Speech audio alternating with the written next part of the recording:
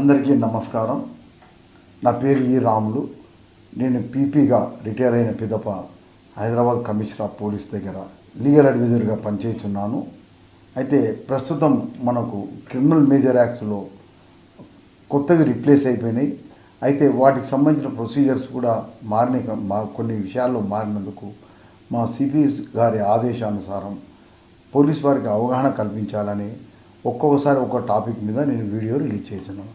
ఇప్పుడు నేను చెప్పబోయే టాపిక్ ఏంటంటే statutory power of police to investigate a cognizable case and also procedure for investigation. ఇవి రెండు మనకు ఇంతకు పూర్వము 156 సిఆర్పిసి తర్వాత 157 సిఆర్పిసిలో ఉన్నాయి.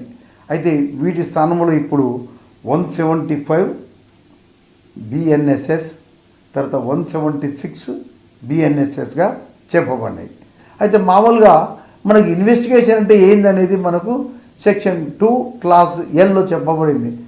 All the proceedings conducted by a police officer by exercising his powers under Sanhita for the purpose of evidence. So all the proceedings conducted by a police officer by exercising his powers under Sanhita for the purpose of collection of evidence.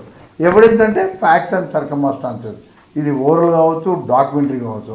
అయితే ఇప్పుడు మనం first statutory power of police to investigate కాగ్నిబుల్ case అనే దాంట్లో statutory power అంటే శాసన రూపకంగా ఒక police అధికారికి పట్టదగ్గ నేరంలో దర్యాప్తు చేసే అధికారం ఉంది. అది ఏంటి పరిస్థితులు అంటే ఒక స్టేషన్ హౌస్ ఆఫీసర్కు ఎవరైనా ఒక పట్టదగ్గ నేరాన్ని గురించి సమాచారం ఇచ్చినప్పుడు ఆ యొక్క అఫెన్సు ఆ పోలీస్ స్టేషన్ పరిధిలోని కోర్టుకు enquiry and trial or committal చేసే అధికారం ఉంటే అప్పుడే ఆ యొక్క ఎస్హెచ్ఓకు ఆ యొక్క కేసును దర్యాప్తు చేసే అధికారం ఉంటుందని చెప్పి మనకు 156(1) తర్వాత ఇప్పుడేమో 175(1)లో చెప్పబడింది. ఇది సేమ్ ఉన్నట్లే ఉంది. కానీ దీంట్లో ఒక ప్రొవిజన్ యాడ్ చేసినారు. The superintendent of police of the district may direct any DYSP to investigate any cognizable offence depending upon its nature and gravity. ఇది కొత్తగా చేర్చబడింది అనమాట. సో ఈ స్టాచ్యుటరీ పవర్ ఇచ్చినారు ఎస్పీ గారికి. ఆ ఇన్వెస్టిగేషన్ ఈ can entrust to any DySP under it jurisdiction. అదొకటి. Next మనకు ఇంకా చెప్పాలంటే 156 అంటే ఈ 175లో మనకు ఇంకొక క్లాస్ ఉంది. దీంట్లో కొత్తగా చేర్చబడిన అంశం ఏంటంటే మనం మామూలుగా 150 ప్రకారం దరఖాస్తు ఇచ్చినప్పుడు దానికి సంబంధించిన ఎస్హెచ్ఓ దానిపై చర్యలు చేపట్టినప్పుడు ఆ కాపీని సూపరింటెండెంట్ ఆఫ్ పోలీస్ డిస్ట్రిక్ట్ పంపించిన సూపరింటెండెంట్ ఆఫ్ పోలీస్ అది చదివి దీంట్లో కేసు ఉంది అనుకుంటే అతనైనా చేస్తాడు, లేదా ఎవరికైనా ఇన్వెస్టిగేషన్ చేయమని తన జిల్లా పరిధిలోని కాంపిటెంట్ అథారిటీకి ఆఫీసర్కు ఇస్తాడు. అయితే అప్పుడు కూడా చేయకపోతే ఏం చేయాలనేది ఇప్పుడు దీంట్లో రాసినారు.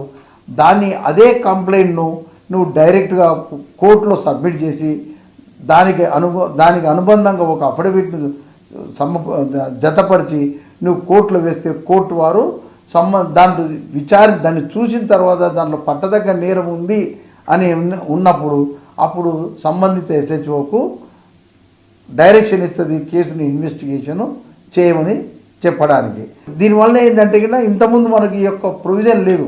అంటే మనం ఇంతకుముందు పోలీస్ వారు చేయకుంటే కోర్టులో సెక్షన్ 200 ప్రకారం. కానీ ఇప్పుడు స్పెసిఫిక్గా చెప్పబడింది చట్టంలో, నీవు సూపరింటెండెంట్ ఆఫ్ పోలీస్ కూడా చేయనప్పుడు అప్పుడు you can file the same petition before the court and also దాని వెంబడి ఒక అఫిడవిట్ను కూడా జతపరచవాలని చెప్పబడింది.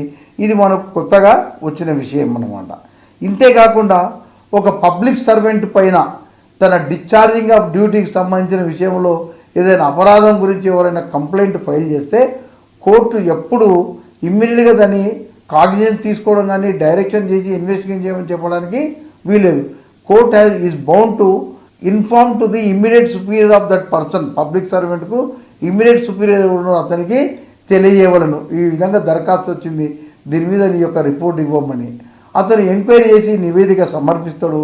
సమర్పించిన తర్వాత ఎవరైతే పబ్లిక్ సర్వెంట్ ఉన్నాడో అతనికి కూడా అవకాశం ఇస్తుంది వాదించుకోవడానికి. ఈ యొక్క రిపోర్ట్ను తర్వాత ఈ పబ్లిక్ సర్వెంట్ ఎవరి మీద అయితే కేసు అతని యొక్క వాదన విన్న తర్వాత కోర్టు ఎంక్వైరీ చేసి సమంజసం అనుకుంటున్నప్పుడు మాత్రమే మనకు పోలీస్ స్టేషన్కు దాన్ని దర్యాప్తు చేయమని పంపిస్తుంది. మనకి ఈ సౌలభ్యం ఇంతకుముందుకు లేకుండాను. సో మనకి దీనివల్ల ఏమైందంటే కొత్త స్టాచ్యుటరీ పవర్లో సూపరింటెండెంట్ ఆఫ్ పోలీసు డైరెక్ట్గా డిఎస్పీకి ఇవ్వచ్చు. తర్వాత ప్రైవేట్ కంప్లైంట్ అనేది కోర్టులో డైరెక్ట్ ఫైల్ చేయకుండా 2 స్టేజెస్ అంటే ఫస్ట్ పోలీస్ స్టేషన్లో నెక్స్ట్ ఎస్పీ గారి ఈ 2 ఎగ్జాస్ట్ అయిన తర్వాతనే అప్పుడు కూడా నీకు కాకపోతే అప్పుడు కోర్టులో ప్రైవేట్ కంప్లైంట్ ఇవ్వాలని చెప్పబడింది. ఇంతేకాకుండా పబ్లిక్ సర్వెంట్ విషయం వచ్చే వరకల్లా స్టేట్గా కాగ్నిజెన్స్ తీసుకొని ఎస్హెచ్ఓకు కేసు కట్టమని చెప్పడానికి వీలు లేకుండా ఇప్పుడు ఏం చెప్పబడిందంటే ఆ పబ్లిక్ సర్వెంట్ ఇమ్మీడియట్ ఆఫీసర్ దగ్గర రిపోర్ట్ తీసుకోవడము, తర్వాత సంబంధించిన పబ్లిక్ సర్వెంట్ యొక్క వాదనను ఆ రిపోర్ట్ను అన్నింటినీ విచారణ చేపట్టినాక అంటే ఎంక్వైరీ, నాట్ విచారణ అంటే ట్రయల్ కాదు, ఇక్కడ ఎంక్వైరీ అంటే పరిశీలించిన తర్వాత అప్పుడు కోర్టుకు దీంట్లో ఇది దర్యాప్తుకు తగిన కేసు అనుకున్నప్పుడు మాత్రమే ఆర్డర్ ఇస్తుంది, లేకుంటే లేదు. ప్రొసీజర్ ఫర్ ఇన్వెస్టిగేషన్కి సంబంధించి మనకు ఇంతకుముందు 157 సిఆర్పిస్లో ఉన్నది, ఇప్పుడు మనకు 176 భారతీయ నాగరిక సురక్ష సంహితలో చెప్పబడింది. దాని ప్రకారం మనకు తెలుసు సేమ్ క్లాజ్ 1లో సేమ్ ఉంది. ఏముంది? ఇన్ఫర్మేషన్ రిసీవ్డ్ ఆర్ అదర్వైజ్ అంటే 154 ప్రకారం వచ్చిన ఇన్ఫర్మేషన్ కానీ వేరే విధంగా వచ్చిన ఏదైనా సమాచారము అందుట్లో there is a reason to suspect the commission of a cognizable offence ఉన్నప్పుడు then he forwards that original petition and a report prepared by him to the court. అక్కడ పంపించిన తర్వాత then he immediately either himself proceeds or directs his subordinate to proceed to the spot for the purpose of investigation. ఆ investigation అయింది to cause enquiries to know about the facts and circumstances of the case and also if necessary take all efforts to discover the accused. So ఇవి చేస్తారు. అయితే మనకు దీనిలో ఒక provision ఉంది. దాంట్లో ఫస్ట్ ప్రొవిజన్ ఏంటంటే ఒకవేళ అది సీరియస్ కానటువంటి అఫెన్స్ ఉంటే తర్వాత దానిలో names of the accused complaint అంతా తెలిసి ఉన్నప్పుడు అది అంత సీరియస్ కాదు కనుక తక్షణమే చేపట్టకుండా దాన్ని పోస్ట్పోన్ చేయవచ్చు. ఆ ఎస్హెచ్ఓ కానీ దాని సబార్డినేట్ ఎవరు పోకుండా పోస్ట్పోన్ చేయొచ్చు. ఒక ప్రొవిజన్ ఇది క్లాజ్ ఏ. నెక్స్ట్ దాంట్లోనే ప్రొవిజన్ క్లాజ్ బి ఉంది. ఒకవేళ అవసరం అనుకుంటే ఇన్వెస్టిగేషన్ చేయకుండా క్లోజ్ చేయొచ్చు ఆల్ వరకు అనమాట. సో ఈ 2 ఉన్నాయి. అయితే ఈ రెండింటి విషయంలో కారణాలను రాయాలి పార్ట్ 1 డైరీలో. ఎందుకు నీవు పోస్ట్పోన్ చేస్తున్నావు, ఎందుకు నీవు ఇన్వెస్టిగేషన్ చేయకుండా క్లోజ్ చేస్తున్నావు. అయితే ఎప్పుడైతే కేసును క్లోజ్ చేస్తున్నారో అప్పుడు తప్పకుండా నోటిఫికేషన్ అంటే ది డిఫాక్టో కాంప్లైంట్కు ఇన్ఫార్మ్ చేయవలను, ఇట్లా మేము ఇన్వెస్టిగేషన్ చేస్తలేమని చెప్పవలను. ఇదొకటి. అయితే ఇప్పుడు దీనిలో మనకు కొత్తగా యాడ్ అయిన విషయం ఏంటంటే ఎవరిదైనా రేపుకు సంబంధించిన విక్టిమ్ స్టేట్మెంట్ రికార్డ్ చేసినప్పుడు ఆ రేపు విక్టిమ్ నివాస స్థలంలో కానీ లేదా ఆ విక్టిమ్ కోరబడిన స్థలంలో ఆ విక్టిమ్ యొక్క తల్లిదండ్రులు కానీ లేదా గార్డియన్ కానీ లేదా ఆ లొకాలిటీలో ఉన్న సోషల్ వర్కర్ సమక్షంలోనే స్టేట్మెంట్ రికార్డ్ చేయవలను. తర్వాత మనకు సాధ్యమైతే you may also record audio video ద్వారా కూడా రికార్డింగ్ చేయవలను. సో ఇది మనకు ఈ 176(1)లో చెప్పబడింది. ప్రొసీజర్ ఫర్ ఇన్వెస్టిగేషన్ విషయంలో కూడా ఏదైనా అఫెన్స్ 7 ఏళ్ళు కానీ 7 ఏళ్ళకు పైబడి ఉన్నప్పుడు నువ్వు ఫోరెన్సిక్ ఎక్స్పర్ట్ను కూడా నీ ఎంబడి తీసుకొని పోవాలి సీన్ ఆఫ్ అఫెన్స్ కానీ కొత్తగా చేర్చబడింది. అయితే ఇప్పుడు దీనికోసం ఒక 5 సంవత్సరములు కాల వ్యవధి ఇచ్చింది. ఈ లోపల సంబంధిత స్టేట్ గవర్నమెంట్ అన్ని విషయాల్లో అంటే ఎక్స్పర్ట్స్ను నియమించి ఉండాలా.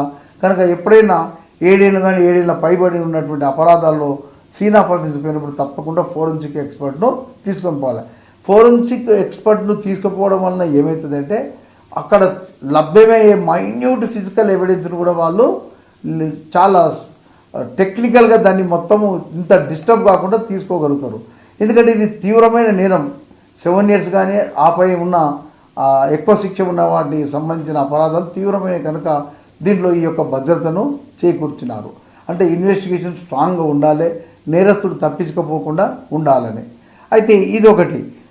ఇక్కడ ఈ సీన్ ఆఫ్ అఫెన్స్ పోయినప్పుడు ఈవెన్ సెల్ ఫోన్లో కూడా ఈ యొక్క సీన్ ఆఫ్ అఫెన్స్ను రికార్డ్ చేయవచ్చని చెప్పబడింది అనమాట. ఈ పర్పస్లో ఈ యొక్క ఫోరెన్సిక్ ఎక్స్పర్ట్ను దీంట్లో జత చేర్చడం అయింది. అయితే దీనికి ఐదు సంవత్సరాల కాల వ్యవధి ఇచ్చింది అనమాట. ఇది ఇన్వెస్టిగేషన్ సంబంధించిన ప్రొసీజర్. ఇప్పుడు మనకు కొత్తగా ఏంటంటే ఫోరెన్సిక్ ఎక్స్పర్ట్ని ఎంబడి తీసుకొని పోవాలని చెప్పబడింది. తర్వాత ఆడియో వీడియో రికార్డింగ్ చేసి చెప్పబడింది. సో ఇవన్నీ కొత్తగా మనకు యాడ్ చేయబడినాయి. వీటిని అంతా పొందుపడుతున్నారు ఇన్వెస్టిగేషన్లో. సో ఇంతటితో ఈ యొక్క వీడియోను ముగిస్తున్నాను. తదుపరి ఇంకొక వీడియోను రిలీజ్ చేస్తాను.